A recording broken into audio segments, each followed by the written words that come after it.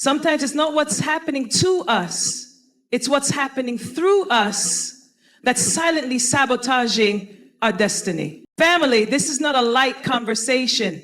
This is a call to awareness, a call to healing, a call to accountability. Today, I want to talk to the one who has been praying for elevation, but quietly entertaining habits that repel honor.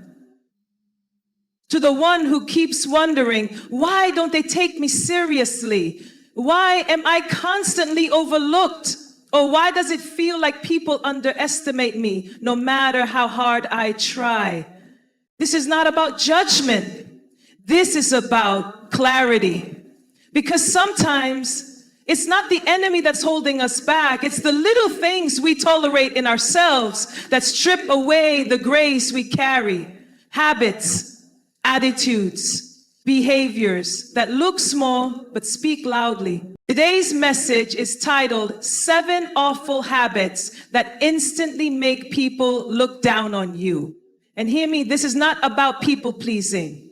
This is about spiritual wisdom and divine growth. Because favor may open doors, but character is what keeps them open. And if we are not careful, we will pray for influence while living with habits that make us unapproachable, dishonorable, or untrustworthy. God is ready to elevate you, but he's asking, can I trust you with visibility? Can I trust you with leadership? Can I trust you to represent me well, even when no one is watching? Let's go deeper. Let's uncover the hidden habits that may be costing us the respect, the opportunity, and the influence heaven already assigned to us. There is a difference between humility and self-erasure. Constantly saying, I'm sorry for things that don't require an apology doesn't make you humble. It makes you small in spaces God has called you to stand tall in. It's one thing to apologize when you've caused harm or stepped out of line. That's maturity. But when you're saying sorry just for taking up space, just for having an opinion, just for existing, that's a reflection of how you see yourself, not how others see you. Many people fall into the habit of over-apologizing because somewhere along the line they were taught that their presence was an inconvenience. Maybe someone told you that you were too much, too loud, too bold, too needy. And over time you started shrinking. You started using apologies as a way to preempt rejection. Sorry for asking. Sorry for speaking. Sorry for needing help. And the enemy will use that language of apology to reinforce the lie that you're a burden instead of a blessing. But you were not created to walk on eggshells. You were created to walk in authority. And when you use your words to constantly apologize for simply existing, you teach people how to treat you. You subconsciously invite them to look down on you, to disregard your voice, to question your value. Because if you treat yourself like an afterthought, it won't be long before others do the same. Words carry weight, and when your language is laced with unnecessary apologies, you are constantly reinforcing a narrative of inferiority, even when no one asked for it. Sometimes we confuse being agreeable with being spiritual. We think that by constantly deferring, constantly yielding, constantly apologizing, we are walking in love. But love doesn't mean losing yourself. Jesus walked in love, but he didn't apologize for his mission. He didn't shrink in rooms where he was misunderstood. He didn't apologize for healing on the Sabbath, for flipping tables in the temple, for teaching with boldness. He moved with compassion and clarity, and so should you. There is a way to be kind without being a doormat. There is a way to be gracious without being apologetic for your anointing. When you start catching yourself saying, I'm sorry out of habit, that's a cue to pause and reflect. What am I really sorry for? Did I do something wrong? Or am I just trying to make others comfortable with my presence? That's where the healing begins. Because when you stop over apologizing, you start reclaiming your voice. You start learning how to say thank you for your patience instead of sorry, I'm late. You start saying, I'd like to add something instead of sorry, can I just say something? You shift from a posture of permission to a posture of presence. God did not create you to blend in. You are called to shine. And shining doesn't mean arrogance. It means walking in the fullness of who He made you to be.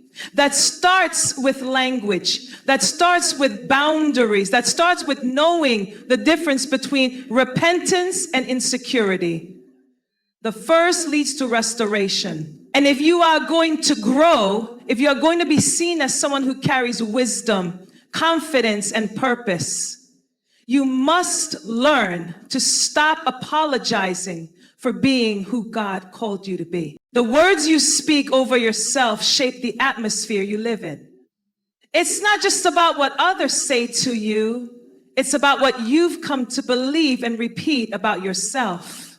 When you constantly speak negatively about who you are, whether jokingly or seriously, you train your mind, your spirit, and even the people around you to view you through a distorted lens. You begin to build an identity around insecurity instead of around the truth of who God says you are. It often starts small. A sarcastic comment here, a self-deprecating joke there. I'm so stupid. I always mess things up. No one ever listens to me. These statements might feel harmless in the moment, but they're seeds. And those seeds take root in your heart and grow into strongholds. The more you repeat them, the more your spirit internalizes them. And before long, you're living in agreement with words that were never meant to define you. You're shrinking in confidence, struggling to receive love, and sabotaging opportunities. Not because others see you that way, but because you do. Speaking negatively about yourself is not humility, it's dishonor. It dishonors the creation of God. You are fearfully and wonderfully made. You are the workmanship of God, shaped by His hands, crafted with intentionality. So when you speak against yourself, you are in essence disagreeing with heaven. You are placing your voice above God's voice. He calls you chosen, loved, redeemed, and whole. But your words are calling you broken, unworthy, and less than. That disconnect creates confusion in your spirit and blocks the flow of grace that wants to operate in your life. There's a spiritual dimension to how you talk about yourself. The enemy thrives in agreement. He waits for you to echo the lies he's been whispering in your ear, because once you speak them, you give them power. Your tongue has the power of life and death, not just over others, but over yourself. And the enemy knows that if he can't destroy you, he'll convince you to destroy yourself with your own words. That's why the habit of negative self-talk is not just emotional, it's spiritual warfare. It doesn't matter how confident you look on the outside. If your inner dialogue is constantly tearing you down, you can't walk boldly into purpose while calling yourself names behind closed doors. Your private language must align with your public faith. You can't declare God is good and still treat yourself like you're a mistake. There has to be agreement between what you believe about God and what you believe about how He sees you. Healing begins when you become intentional about your words. When you catch yourself mid-sentence and say, no, I cancel that. When you replace I'm so lazy with I'm learning discipline. When you stop saying I'll never be enough and start declaring I am growing into who God created me to be.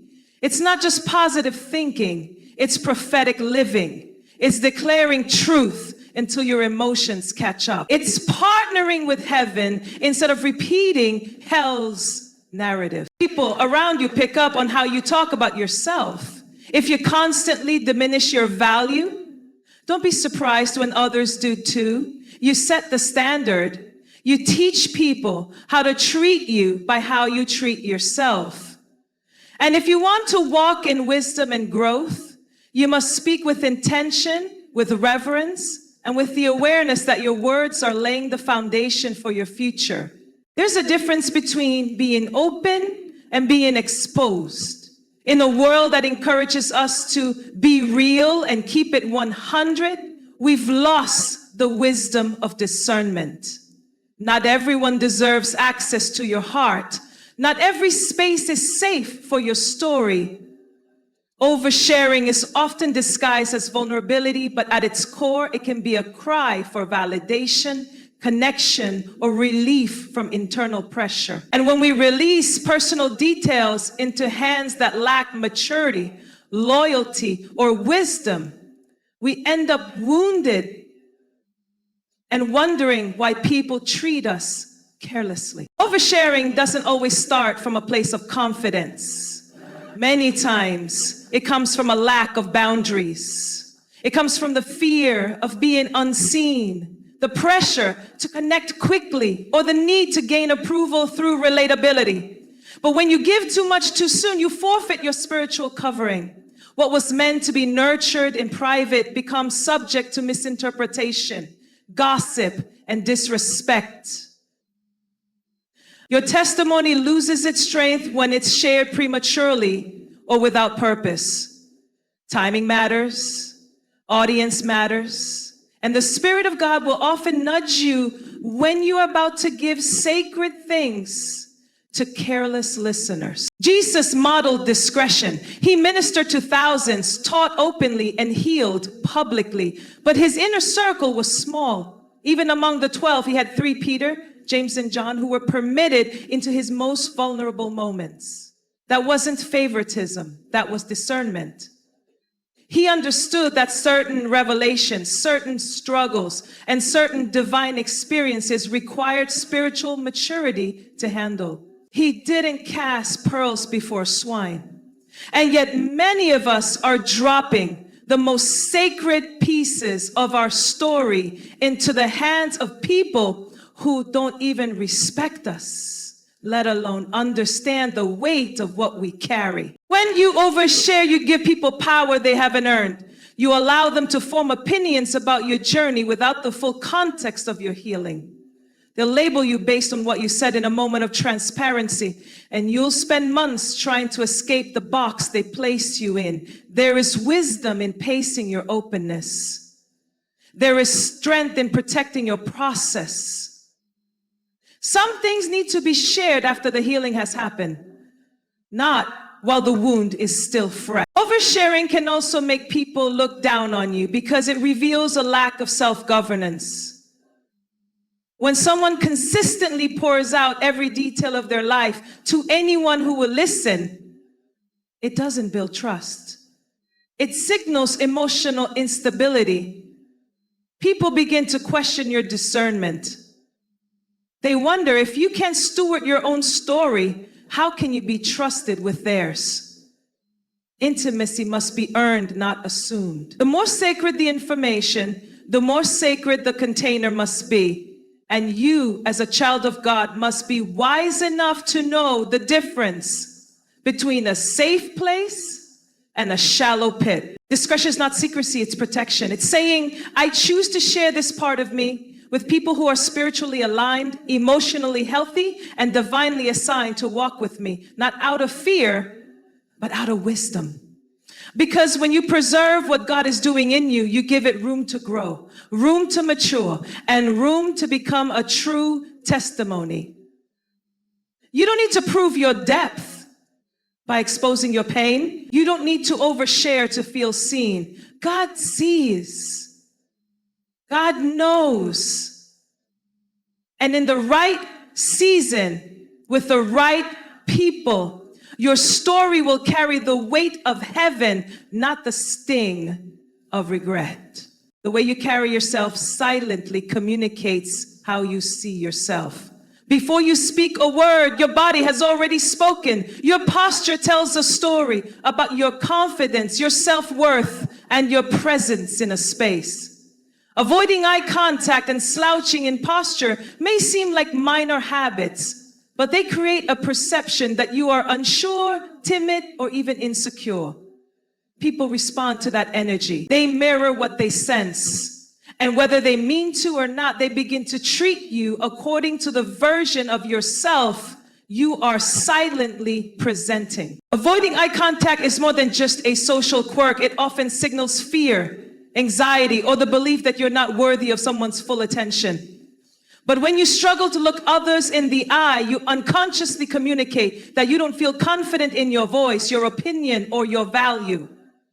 Eye contact is a powerful, non-verbal way of saying, I see you, and I'm not afraid to be seen. It's not about confrontation. It's about connection. It shows attentiveness. It establishes presence. It builds trust.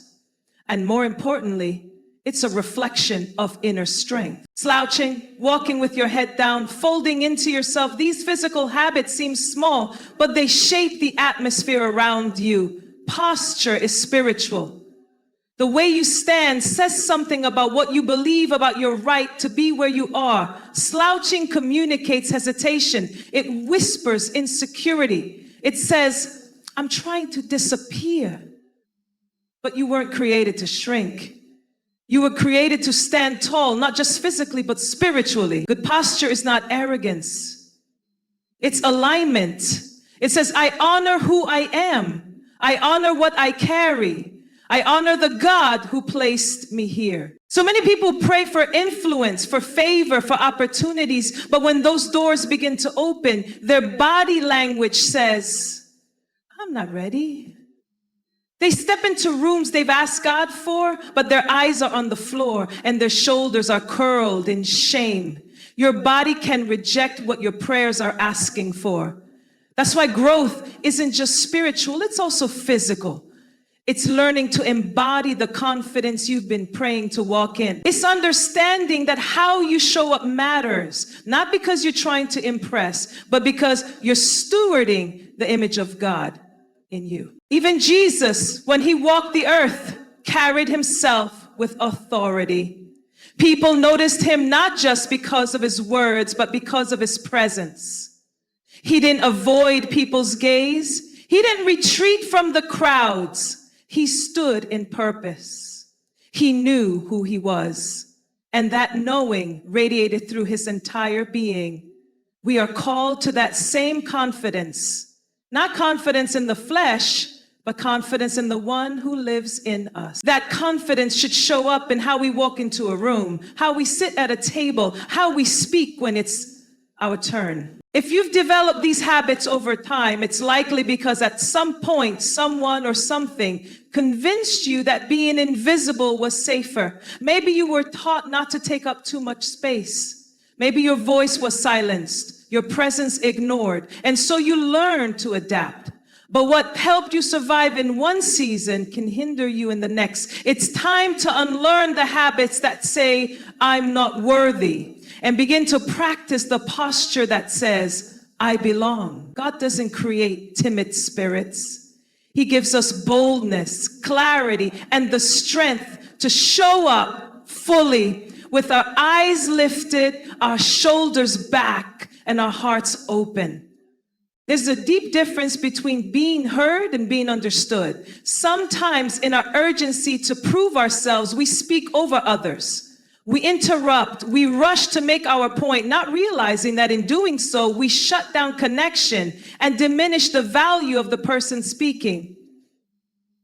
Interrupting others or dominating conversations may not always stem from arrogance. Often, it's rooted in insecurity. It's a silent fear that if we don't speak now, we'll be forgotten. That if we don't control the room, we'll lose our worth. But real confidence doesn't need to compete. It knows that silence can be powerful.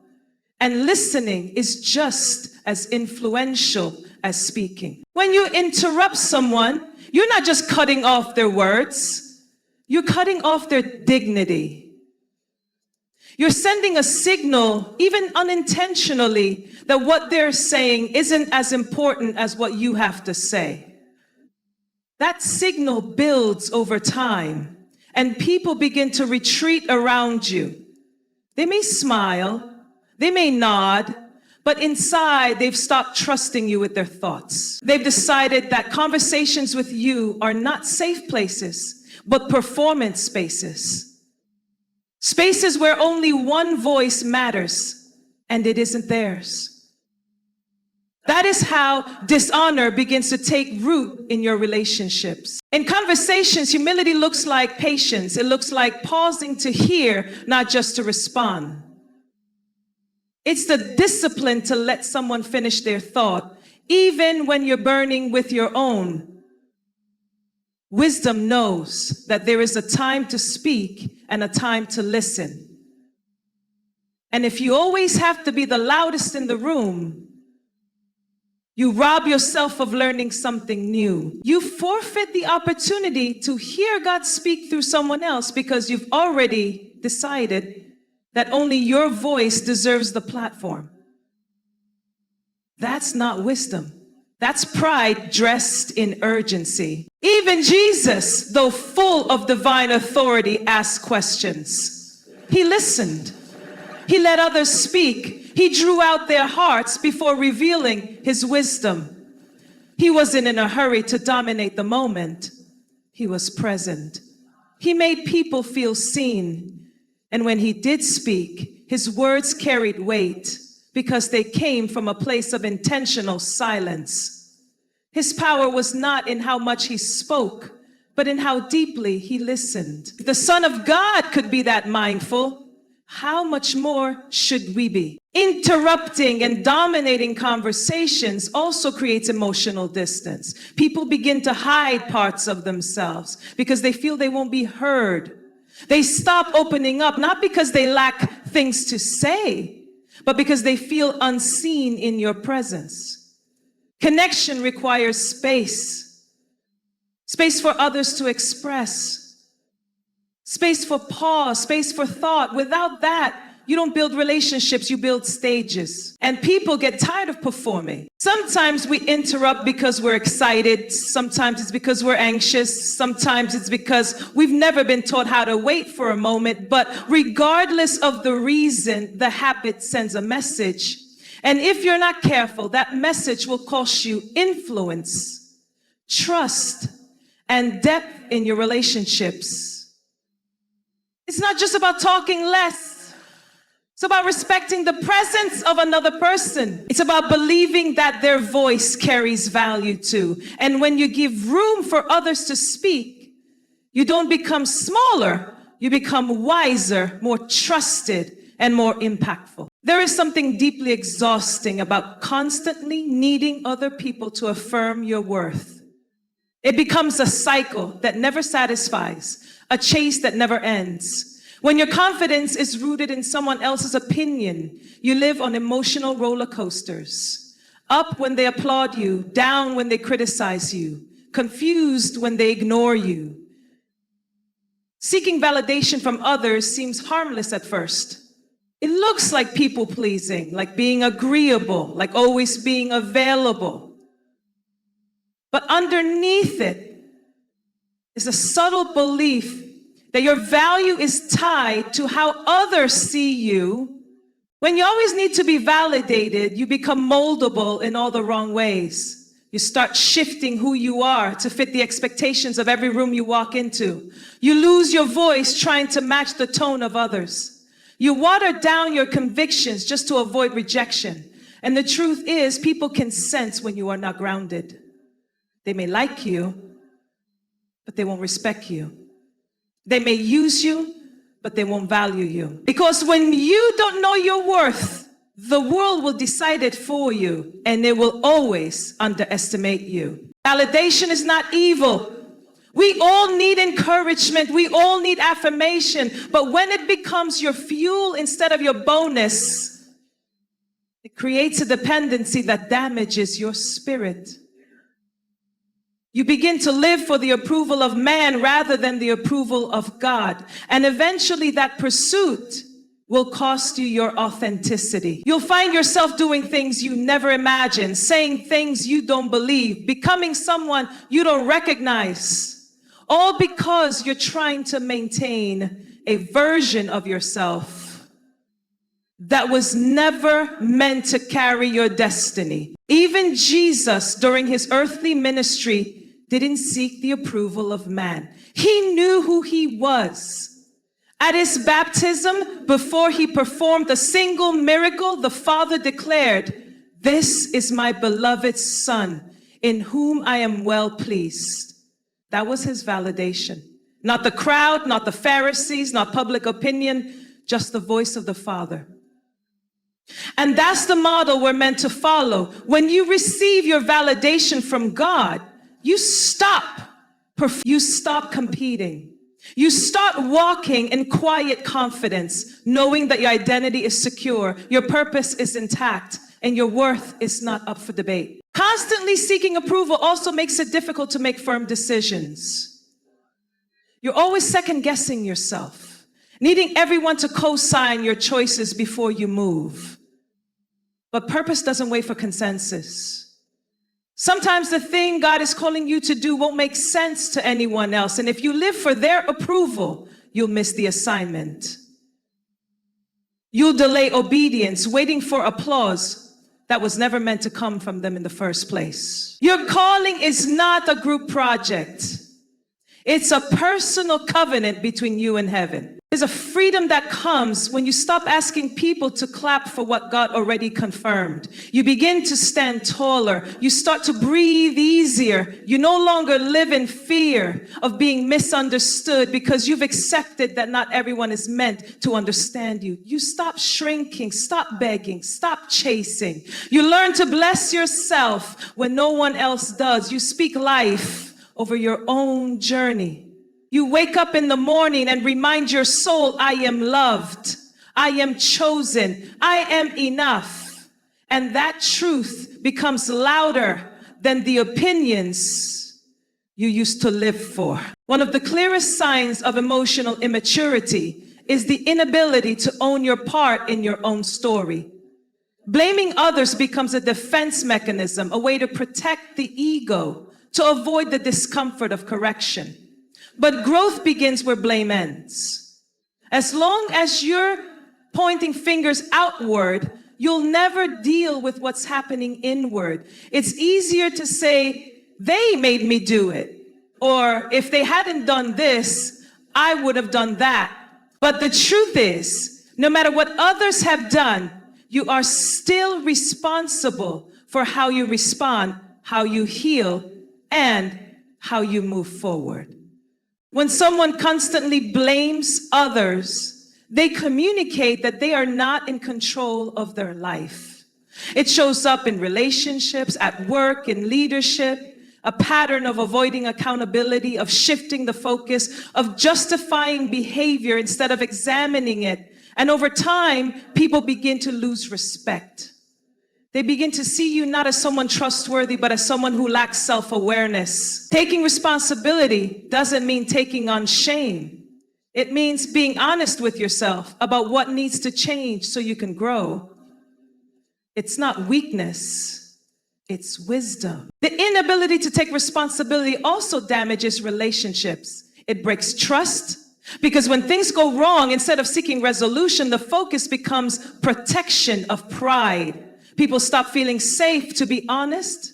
They begin to withhold, to walk on eggshells, to guard themselves against your reaction. And eventually, those relationships begin to crumble, not because of one big mistake, but because of an ongoing refusal to own your part in the little ones. Even in scripture, God never blessed excuses. When Adam blamed Eve and Eve blamed the serpent, it revealed a human tendency to deflect rather than reflect. But God was looking for ownership. He was looking for honesty, because he can't heal what we keep denying. When you take responsibility, you invite transformation. You open the door for God to shape your character, refine your heart, and reposition you for purpose. It's not about perfection, it's about posture. The posture of someone who says, God, search me, correct me, and lead me. That posture will always produce growth.